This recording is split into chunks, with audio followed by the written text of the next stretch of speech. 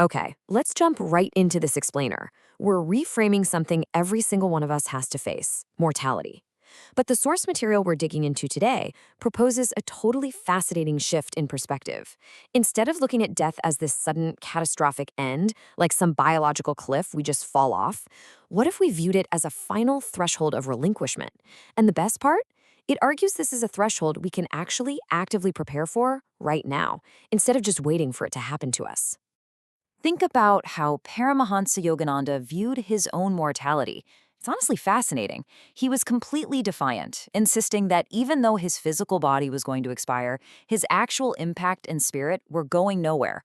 The famous sentiment that his body shall pass, but his work and spirit will live on, sets this incredibly powerful precedent. It tells us that our biological boundary doesn't have to be the ultimate boundary of who we are or where we're headed.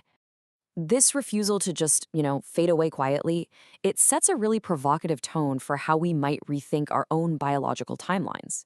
Consider the idea of refusing to die in bed, but rather going out with your boots on, actively speaking about what matters to you.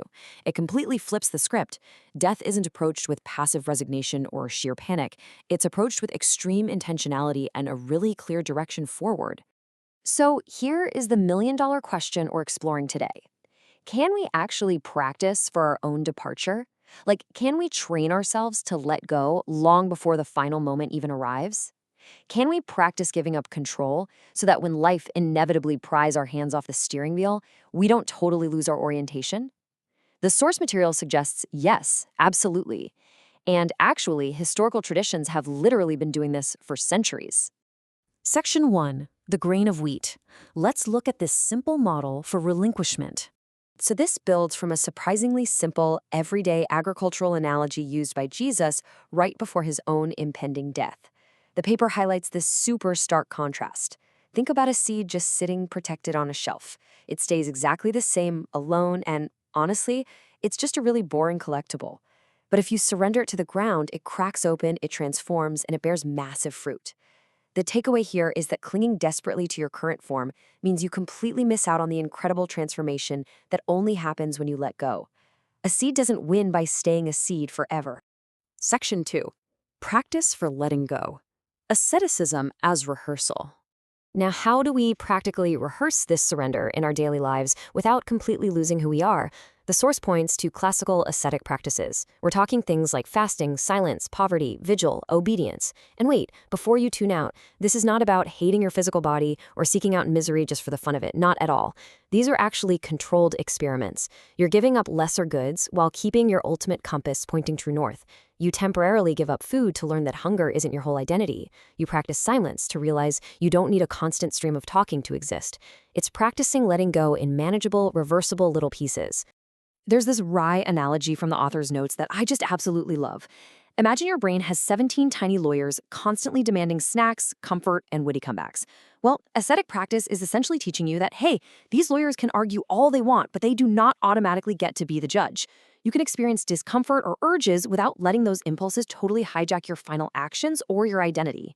Section 3. Arriving with a history. Let's talk about the responsibility cue. Let's dive into what happens when all of this daily practice, or let's be real, the total lack of it, accumulates over an entire lifetime, because nobody arrives at the final threshold as a blank slate. The author uses this brilliant video game analogy to explain something called a history state. Picture a practiced learner versus a chaos goblin. Two people could look totally identical lying in a hospital bed, right? But their internal history state is vastly different. The learner spent 50 levels grinding quests, practicing prayer, and learning to let go. The Chaos Goblin, they just sprinted to the final boss room, skipping every side quest, collecting nothing but panic and grudges. At that final threshold, the tools they can actually use are entirely dictated by how they played the game up to that point. The crucial point here is that your history literally changes accessibility. The paper formally calls this history-modified accessibility systems, which is a fancy way of saying your repeated actions dictate what emotional responses you can actually reach when you're under pressure. 1,000 tiny daily practices of letting go make surrender so much easier to grab hold of when life finally forces you to let go of everything. You don't just magically become a Zen master at the final exam if you've been skipping class your whole life. Section 4. Finishing the work. Anticipatory completion. Let's see how this plays out historically with famous figures who knew their departures were coming. When biblical figures like Jacob, Moses, and Elijah saw the threshold approaching, it didn't trigger passive resignation. Actually, it triggered intense, deliberate action. Jacob ordered his burial and blessed his sons. Moses transferred his authority to Joshua. Elijah prepared his successor. There is this incredibly consistent timeline here. They order their affairs, they teach, they bless, they pass the torch, and only then do they depart. The very end of life becomes a highly productive act of passing things on. And the paper argues that Jesus provides the ultimate, perfect model of this. Knowing the hour was coming, he actively prepared his receivers. He instituted the Last Supper, washed feet, gave final instructions. Even when dealing with genuine fear and distress in Gethsemane, he perfectly modeled how to use that final interval to finish the work.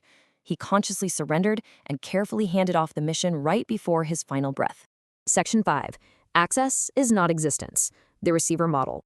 Finally, we have to tackle the big philosophical question of this whole explainer. What actually happens to a person when we completely lose physical access to them? This brings us to what's called the receiver model. This is the idea that just because a local interface fails, that doesn't logically prove the signal itself was destroyed. Think about it. If your TV screen shatters into a million pieces, the screen goes black, sure, but you don't instantly assume the local news broadcast was literally wiped from reality, right?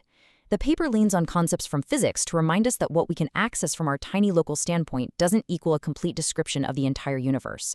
It asks us to separate what our eyes directly see from what's actually happening to someone's underlying reality. Looking at a tomb, we definitely have the evidence to say, I can no longer reach you through ordinary physical channels. That's true. But we absolutely do not have the omniscience authority to declare you no longer exist anywhere in reality. Losing access like that broken TV is a painful, real deprivation, but it's just not scientific proof of total non-existence. So, this philosophical distinction should really make us take a hard look at our own paths. When your final threshold inevitably shows up, what exactly is your history state building toward today? Are you actively collecting the tools of trust, peace, and letting go? Or are you sprinting to the final room completely unprepared, desperately clinging to a form that is simply meant to be transformed? Ultimately, the core takeaway of this explainer comes down to a beautifully simple sequence. Prepare, let go, die, go forward, bear fruit. Practicing the art of letting go is not about being morbid or dwelling on the end. It's simply the prerequisite for growing into something so much greater. Thanks for hanging out with me for this exploration, and I want to leave you with one final thought to chew on today. What tiny lawyers in your own brain might need just a little less time in front of the judge?